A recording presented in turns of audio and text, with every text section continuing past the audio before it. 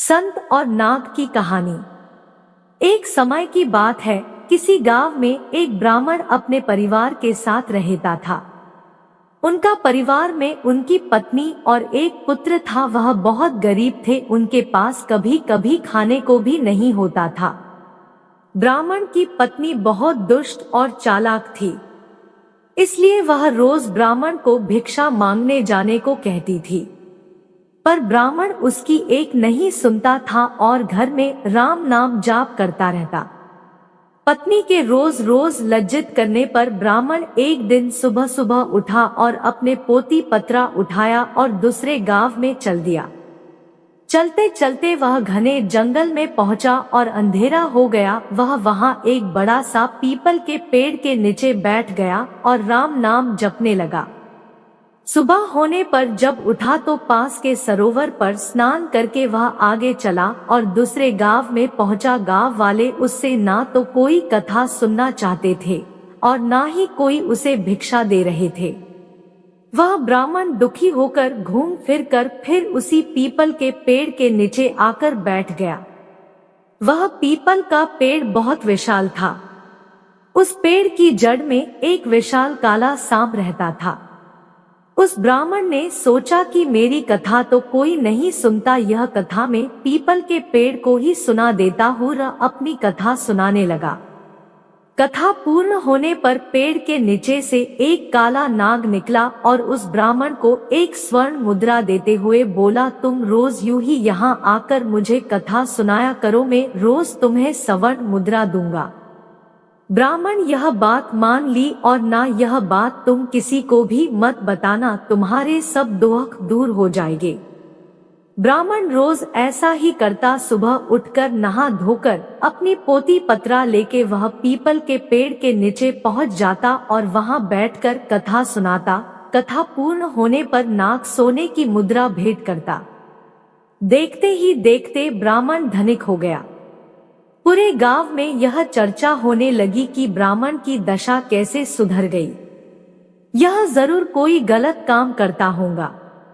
ब्राह्मण को लोगों की बातों से कोई फर्क नहीं पड़ता था। वह नित्य अपना यही कार्य करता रहता था। एक दिन गांव की कुछ औरतें ब्राह्मणी के पास गई और उससे पूछने लगी कि आपके पति इतने धनवान कैसे हो गए?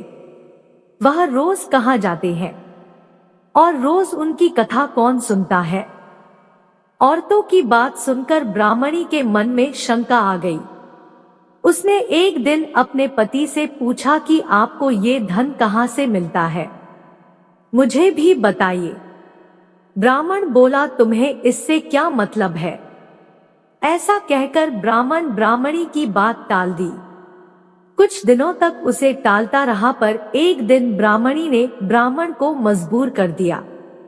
ब्राह्मण मजबूर होकर उसने अपनी पत्नी को नाग की सारी बात बता दी, जिस वजह से उसकी पत्नी के मन में लालच आ गया और ब्राह्मण के खाने में नशे की दवा मिलाकर उसे खिला दिया और अपने बेटे से बोली, बेटा उस पीपल के पेड़ पर जाओ और नाग को मार कर सारी संपत्ति ले आओ। ब्राह्मण का लड़का अपने पिता का पोथी पत्रा लेकर वहां गया और पीपल के पेड़ के आगे बैठकर कथा सुनाने लगा। कथा पूरी होने पर वह नाग बाहर आया और उसको स्वर्ण मुद्रा देने लगा। तभी ब्राह्मण के बेटे ने कुल्हाड़ी से नाग पर वार कर दिया, जिससे नाग की पूंछ कट गई और नाग भी पलटकर लड़के के पैर में डस दिया, जिससे लड़के की मौत हो गई। इधर जब ब्राह्मण उठा तो उसने देखा कि उसके पोती पत्रा गायब है। वह समझ गया कि कुछ गड़बड़ है।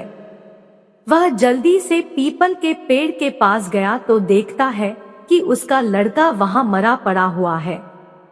ब्राह्मण को देखकर नाग बाहर आया और कहा, ब्राह्मण, मैंने तुम्हें कहा था कि स्वर्ण मुद्रा की बात तुम किसी से नहीं कहोगे और तुमने बता दी। अब तुम यहाँ से चले जाओ, तुम्हें तुम्हारे पुत्र का दोहक है और मुझे मेरी पूंछ के कटने का दोहक है। मैं तुम्हें श्राप देता हूँ कि तुम्हारी जो संपत्ति मेरे द्वारा बनी थी वह सब नष्ट हो जाएंगी। ब्राह्मण नाग देवता से मुख से यह सुनकर सर पिटता रह गया और रोता बिलखता अपने पुत्र का शव लेकर वहां से चला गया।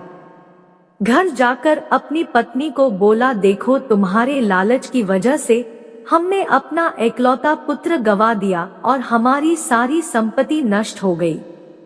ब्राह्मणी भी रोती रही। दोस्तों, लालच एक दलदल है जो व्यक्ति को विनाश की ओर अग्रसर कर देता है।